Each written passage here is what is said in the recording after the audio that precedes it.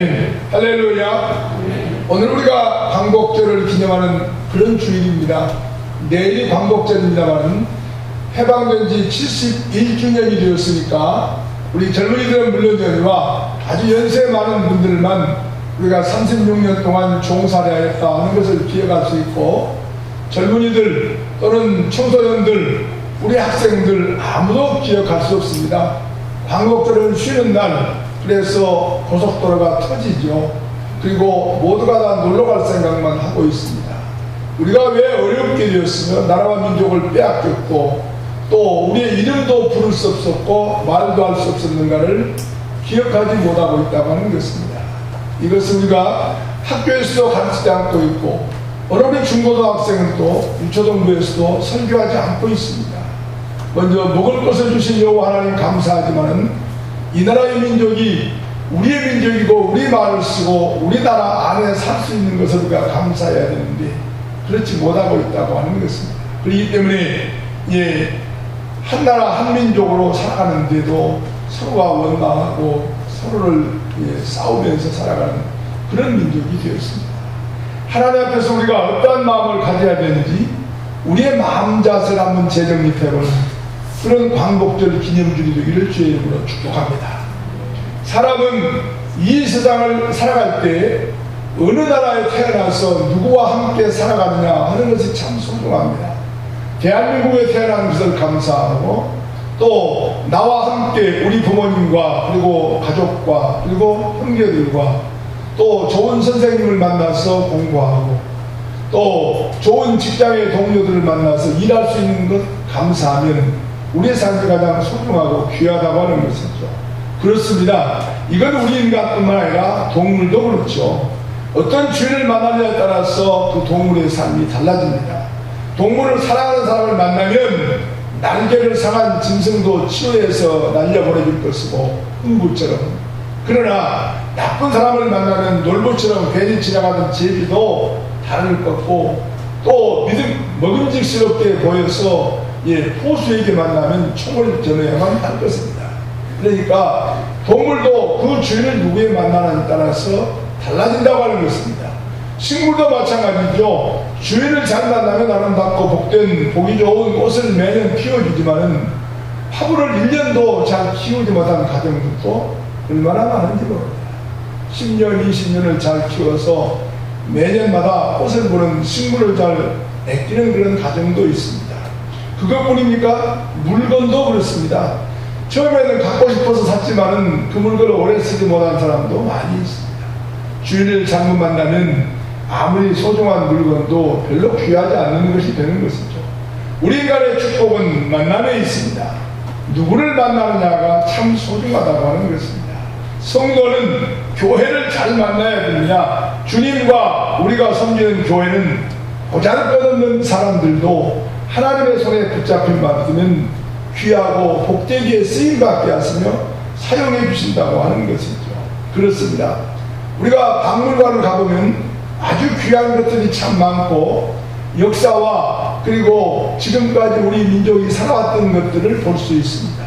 그러면 박물관에 있는 모든 것들이 처음부터 박물관에 진열되었는가? 그렇지 않다고 하는 것입니다. 흙 묻어서 땅속에 파묻혀 있는 것에 역사학자들이 판다든가, 또는 이런 보통 사람들이 집집사가 발견했다든가 잘 닦고 그리고 아름답게 해가지고 진열했고 그 역사를 잘 기록해 놓았기 때문에 역사적인 가치가 있고 많은 사람에게 귀하다, 참 소중하다 이렇게 보게 된다고 하는 것입니다. 그렇습니다. 쓸모없이 땅에 버려진 물건처럼 흙이 묻고 때가 묻고 죄가 묻은 우리 자신들도 주님의 손에 들어가면 우리는 새로운 사람, 복된 사람, 은혜의 사람이 되는 줄로 믿습니다. 할렐루야. 그렇습니다, 여러분. 주님은 우리를 보혈에서도 닦고 구일에서도 닦고 사랑에서도 닦아서 아름답고 가치 있게 만들어서 하나님의 사람, 복된 사람, 영광 가운데 세움받는 축복의 주인공으로 쓰임받기를 원한다고 하는 것입니다. 그렇습니다, 여러분. 우리도 주님의 손에 들어가면 역사 앞에 위대한 인물이 될 수 있습니다.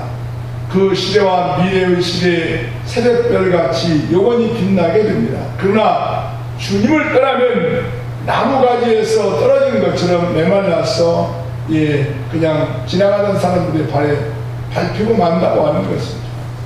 그렇습니다. 그렇기 때문에 우리는 어떤가, 하나님과 함께하는 것이 얼마나 귀하고 소중한가를 늘 생각하십시다. 성경에 나와 있는 세 사람의 일을 제가 설명합니다. 베드로, 그는 고기를 담는 어부였습니다. 그리고 다윗, 그는 아버지 찾아도 너는 막내니까 사무엘이 왔을 때도 양이나 지켜 하는 목동이었죠. 그리고 요셉, 그가 누구였습니까? 형들에게 미움을 받아 종으로 팔려가서 감옥살이 해야 되는 그런 사람들이었습니다. 그러나 하나님께 쓰임받았을 때 베드로는 12제자 중에서 수제자로 쓰임받았고, 사도 바울 그리고 다윗 이스라엘 임금이 되었으며, 요셉은 세계에서 가장 힘이 있었던 나라의 국무총리가 될 수 있었습니다. 사랑하는 성도 여러분, 주님의 손에 들어가 모두 귀하게 되는 것이죠. 사람이 사는 길은 두 가지입니다. 하나는 하나님을 의지하여 축복받아 그 은혜로 살아가는 길이고, 또 다른 하나는 하나님을 따라 자신의 힘과 지식으로 살아가는 사람이라고 하는 것입니다. 애굽에서 430년간 종살이했던 이스라엘 민족을 보십시오. 이스라엘 백성이 하나님의 은혜로 출애굽한 사건은 역사적인 사건이며 불가능을 넘어선, 그리고 놀라운 기적이 아닐 수 없는 사건이었다고 하는 것입니다. 출애굽기를 기록한 모세의 기록을 보면 여호와께서 이스라엘 자손을 애굽 땅에서 인도하여 내셨다 이렇게 기록했고, 또 하나는 여호와께서 그 손의 권능으로 애굽에서 종되었던 집에서 인도하여 내셨다 이렇게 기록하였습니다. 그렇습니다. 이스라엘을 인도하여 내셨던 여호와께서 일본의 압제와 고난과 어려움에 있던 우리나라를 해방시켜 주셨다는 것입니다. 이것이 광복절이죠. 그렇습니다. 그리고 70년이 지난 지금까지 은혜로 인도하시고 이 나라의 민족, 작은 나라죠, 지켜주시고 있다고 하는 것입니다. 저는 휴가 3일 동안에 어디를 갔냐면 저 철원, 우리 땅 마지막까지 가서 다녀왔습니다.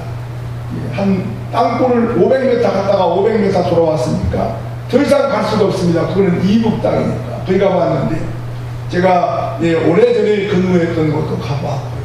한 40년 전 넘은 그런 곳 가봤어요. 그랬더니 많이 변했는데 안 변한 건 딱 하나 있었습니다.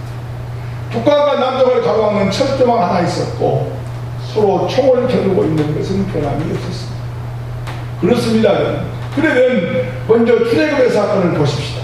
첫째로 지나온 모든 일들을 이기게 하시고 지켜주신 분이 누구시냐 하는 것입니다. 여호와 하나님이라고 하는 것입니다. 할렐루야. 출애굽의 사건은 모세가 한 것이 아닙니다. 모세는 하나님의 수종된 사람으로 하나님이 하라고 하는 것을 심부름했을 뿐이죠. 성경은 하나님이 하셨다, 하나님이 인도하셨다, 하나님이 구원하셨다고 하는 것을 강조하고 있습니다. 하나님의 손으로 하셨다고 하는 것입니다. 창세기 1장은 말씀으로 천지를 창조하셨다고 했습니다. 왜요? 걸어다닐 필요가 없었고 손으로 만질 필요가 없었습니다. 말씀 한마디의 능력으로 할 수 있었다고 하는 것입니다. 그러나 하나님이 정말로 소중하고 귀한 것은 하나님의 손으로 어루만졌습니다. 모든 천지 만물을 창조하실 때 말씀으로 창조했지만 저와 여러분은 하나님의 손으로 어루만들었어 가장 이쁘고 소중하고 복되고 귀하게 만들었습니다. 그렇기 때문에 너는 내 것이다 라고 이야기했습니다. 세상의 어느 물건 중에서도 너는 내 것이라고 이야기한 건 하나도 없는데 저와 여러분을 만든 다음에는 너는 내 것이라고 말씀하셨고 참 좋았더라고 말씀하고 있습니다. 할렐루야. 그렇기 때문에 하나님이 우리의 삶을 주관하시고 인도해 주신다고 하는 것이죠. 그렇습니다. 하나님이 손을 대시면 악은 무너지고 원수는 손을 들고 문제가 해결됩니다. 하나님이 손을 엎으시면 다 무너지고 깨지고 뒤집어졌죠. 그래서 430년간 종살이하였던 이스라엘 민족을 해방시켜 주셨다고 하는 것입니다. 창세기 19장 25절 말씀 한번 보겠습니다. 그 성들과 시작. 그 성들과 온들과 성에 거주하는 모든 백성과 땅에서 난 것을 다 얻고 멸하셨다. 또 29절입니다. 하나님의 시작. 하나님이 그 지역의 성을 멸하실 때 곧 못이 거주하는 성을 엎으실 때 하나님이 아브라함을 생각하사 롯을 그 부신 중에서 내보셨다. 그렇습니다. 부귀와 번영과 영화를 자랑하던 소돔과 고모라 땅도 하나님이 없애버렸다는 것입니다.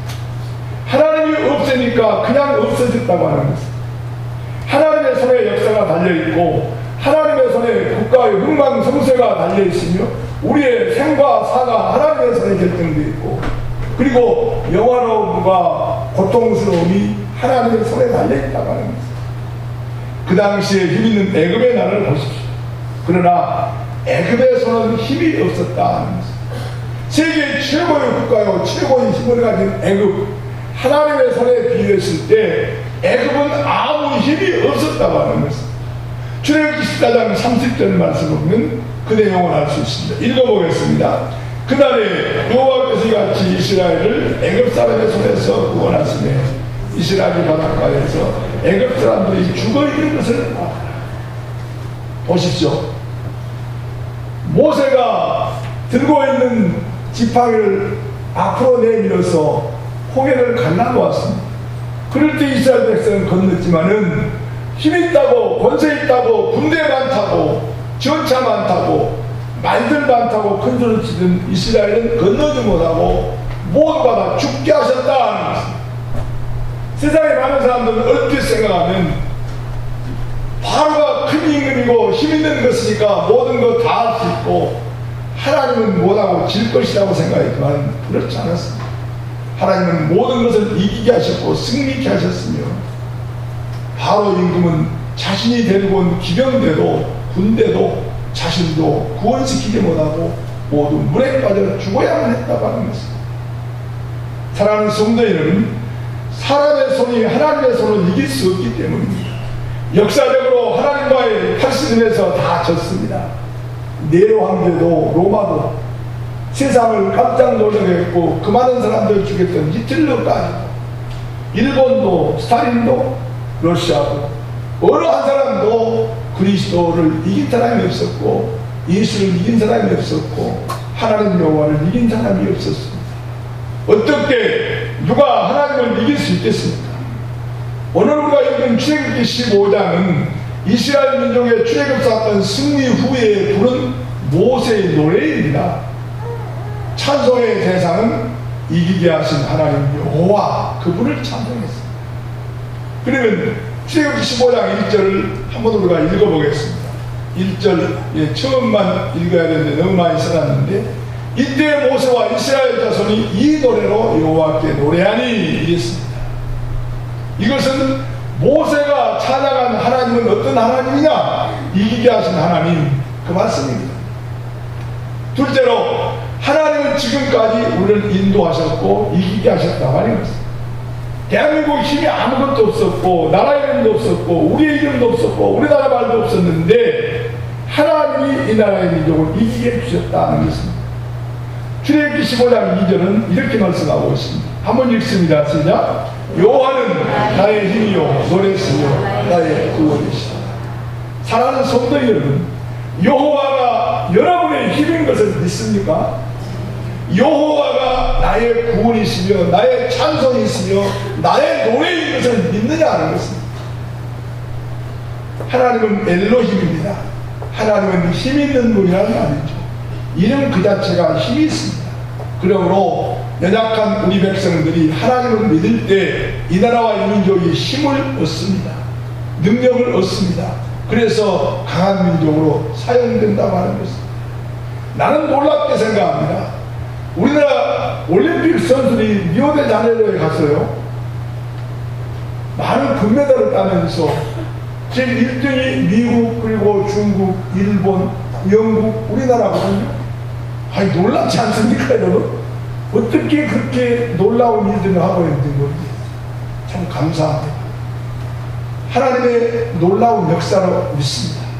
하나님은요 콧빛만 내쉬어도 파도가 언덕같이 일어났고 또 오른손만 드셔도 바로 군대가 파멸했고요. 이처럼 크고 강하신 하나님의 힘을 믿고 노래한 사람이 바로 다윗입니다. 그래서 다윗은요, 하나님 여호와가 모든 것을 하셨다, 이렇게 시편 150편 중에서 수없이 그는 기록하고 있는데요, 두 구절만 제가 먼저 보겠습니다. 먼저 27편 1절입니다. 여호와 하나님이 어떤 분인가 우리 한번 읽어보십시다. 시작. 여호와는 나의 빛이요 나의 구원이시니 내가 누구를 기도하리요. 여호와는 내 생명의 능력이시니 내가 그를 무서워하리요. 할렐루야. 여호와가 나의 빛이요 구원이시요 나의 생명입니다. 나의 능력입니다. 여러분, 그 하나님을 믿으니 내가 얼마나 감사하냐는 것이죠. 또 46편 1절에서 3절까지인데요, 그것도 한번 서서 읽어보겠습니다. 하나님은 시작. 하나님은 우리의 피난처시요 힘이시니 환난 중에 만난 큰 도움이시라. 2절. 그러므로 땅이 변하든지 산이 흔들려 바닷가 가운데 빠지든지. 3절. 바닷물이 솟아나고 뛰놀든지 그것이 넘치고 산이 흔들리지 않고 우리는 두려워하지 않아요. 여러분, 지구가 움직여도 흔들려도 두려워하지 않습니다. 왜요? 우리 하나님 나와 함께하고 계시기 때문입니다. 그러나 그보다 더 중요한 것은요, 힘이신 하나님이 나와 함께 하십니다. 이 나라와 이 민족을 도우시고 함께 하신 줄로 믿습니다. 그래서 시편 46편 5절과 7절은 다시 이렇게 우리에게 힘을 줍니다. 읽어봅니다. 5절 시작. 하나님이 그성 중에 계시니 성이 흔들리지 않을 것이라. 새벽에 하나님이 도우시고. 7절. 만군의 여호와께서 우리와 함께 하시니 야곱의 하나님 우리의 피난처시다. 어렵습니까 여러분? 힘듭니까? 두렵습니까? 피난처인 여호와 하나님을 만나십시다. 할렐루야. 언제요? 성이 흔들리지 않는 새벽에 우리를 깨웠습니다. 새벽에 만나십시다. 날마다 시간마다 순간마다 나와 함께 하시며 나를 도우시고 이 나라 이 민족을 도와주신 줄로 믿습니다. 힘이 되어주시고 힘을 공급해 주신 하나님을 찬양하십시오. 또 출애굽기 15장 3절 보면 여호와는 용사시니 여호와는 그의 이름이시로다. 용사는 군대 용어잖아요. 군대 가운데서 가장 싸움 잘하고 전략이 뛰어난 사람, 그래서 싸움마다 승리하는 장군을 용사라고 합니다. 우리 하나님은 용사시죠. 왜요? 말씀 한마디로 군대를 이기시는 예수님, 이보다 더 위대한 용사가 어디에 있습니까? 하나님은 용사입니다. 애굽을 꺾고 바로를 물에 빠져 죽게 했고 귀신을 물리치는 용사, 장군, 총사령관이죠. 그 어떤 이름을 들어도 됩니다. 그 하나님이 나의 하나님, 우리 여호와 하나님인 것을 기억하십시오. 할렐루야. 그러므로 나의 삶과 나의 생각과 나의 지식을 하나님 앞에 드리고 맡기십시오. 그리고 나의 계획까지도 하나님께 맡기시고 더 나아가서는 이 나라